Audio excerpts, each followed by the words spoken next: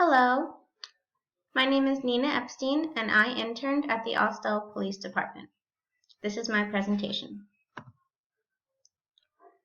The city of Austell is in Cobb County, Georgia, just on the border of Douglas County and the city of Powder Springs in Cobb County.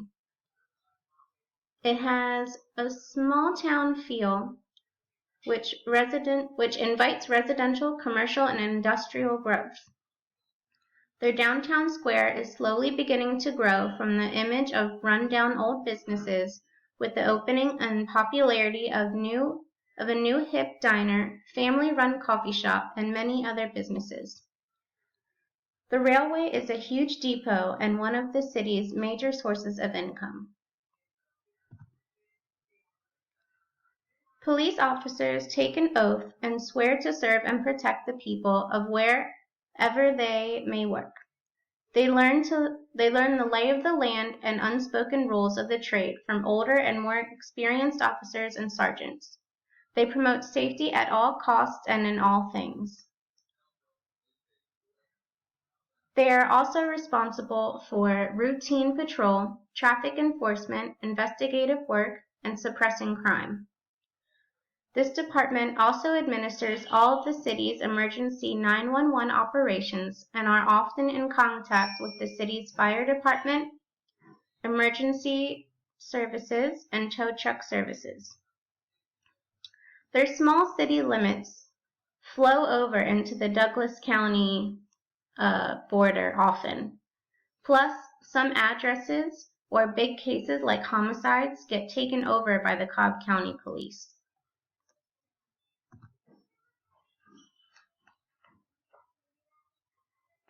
The police chief, Bob Starrett,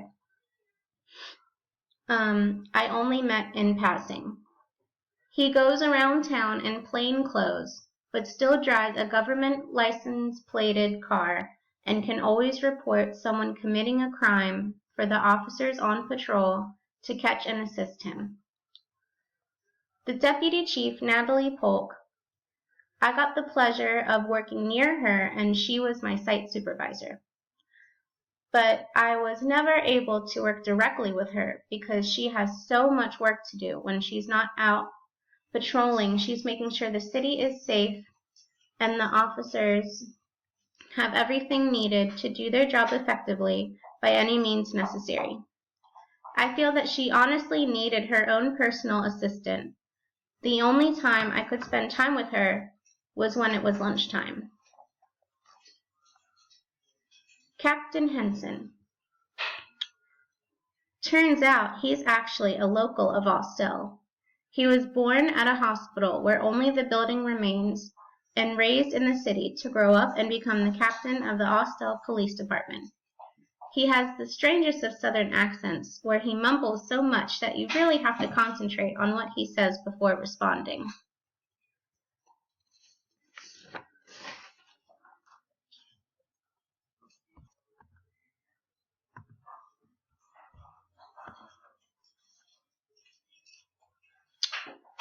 Relevant literature.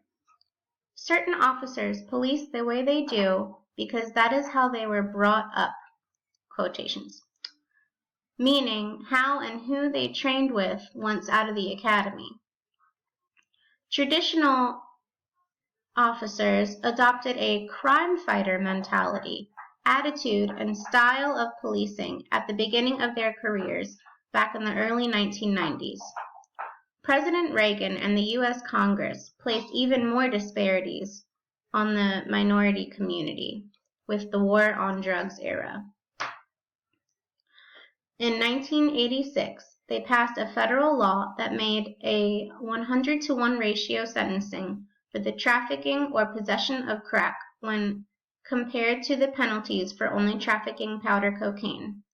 During that repressive era, those police officers that implemented the progressive policing style, along with this law that stayed in effect until 2010, radically and disproportionately impacted African Americans and Mexican Americans and their communities across the United States.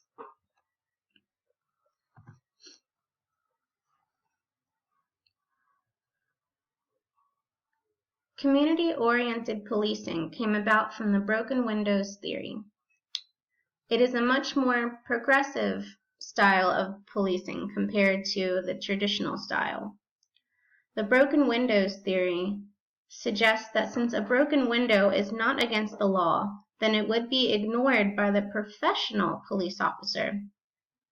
However, it is an indicator of social disorganization and therefore requires the attention of the community-oriented officer. A neighborhood, as explained through the social disorganization theory, may have structural factors such as a constant moving in and out of residents and a strong focus on impoverishment that may create a loss of social capital and populate a need for informal social control. Informal surveillance developed out of informal social control supposedly ups the likelihood that police will be contacted if residents can identify deviant behaviors and supposed criminals in the neighborhood. For residents of a minority community and for the development of informal social control, it is very important for the community to support pro-social behavior and mutual trust with the police and have a sense of shared values and ideals for their community.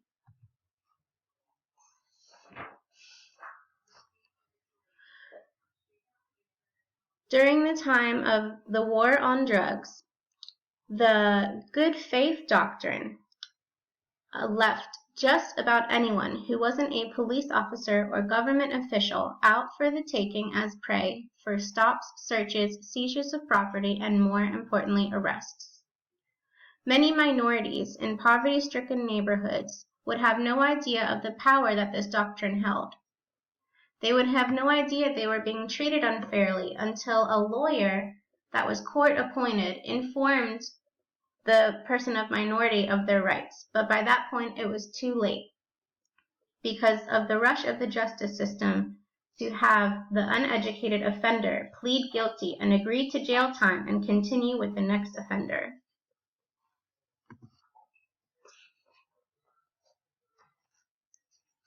Being a police officer comes with a great amount of power, prestige, respect, and conflict. An officer of the law comes accompanied with an elite status of power and influence above others that live, work, and travel in Austell. Because of this apparent status, I have chosen to use the conflict theory.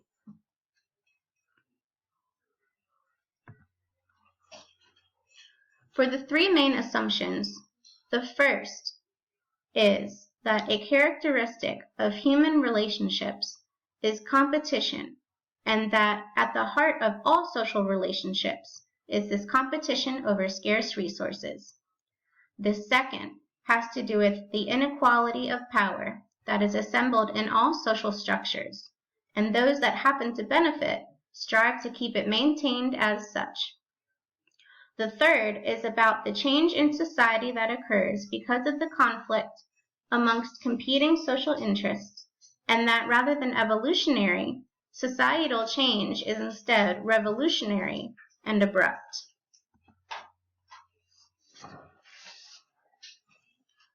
In day-to-day operations, for the first example, there is a residential area of Austell that creates a perimeter around a graveyard known as Babyland. This residential area consists of predominantly poor African-American-based residents. The area is also known to have previous gang affiliations amongst its residents and current sales of illegal drugs. Therefore, this area is heavily patrolled day and night. One day, after finishing up with the local roadblock, it was decided amongst the officers that it would be hilarious if they mess with the residents of Babyland. On the drive back to the station, the officers used their status of power to play a joke on the residents by having everyone in their police cars ride through Babyland twice in a row with the blue and white siren lights on. The residents were left less humored and more confused compared to the officers. The officers used this ability to send worry and confused feelings over the poor and underprivileged by simply driving through the residential area in their police vehicles to further maintain their power and elite status, and enforce their social and economic dominance in society. For the inmate that was working in the police department, my first few days, I've noticed one man solely doing light janitorial work around the department or hanging out in the break room. I come to find out that the men are actual inmates from Cobb County Jail. They come to our police department on a work release program, and they stay for about 3 to 4 hours a day. They are never handcuffed while traveling back and forth from my experience, and only speak when spoken to. Police officers, by allowing inmates to work in a different jail for even just a few hours, further maintain their power and elite status. The hierarchy of police officers within a department goes as such. Starts at patrolling officers, then sergeants, then the captain, the deputy chief, and then the chief of police. Everyone depends and relies on the power and elite status of the next ranking up.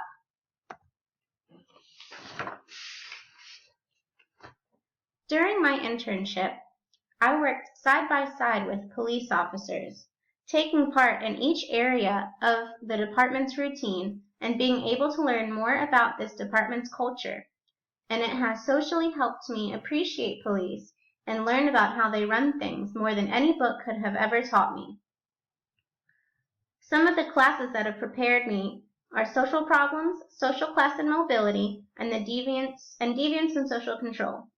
These 3 classes and many more have helped me prepare for the city of Austell, which has many older and underprivileged residents living in the city.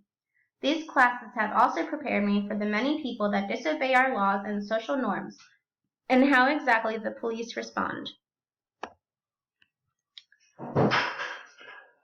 During my internship, I learned so much, and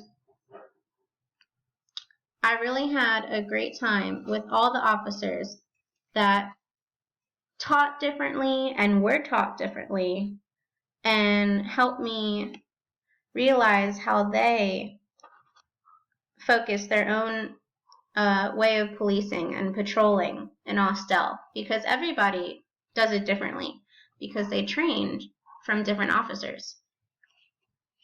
Like, for example, one officer,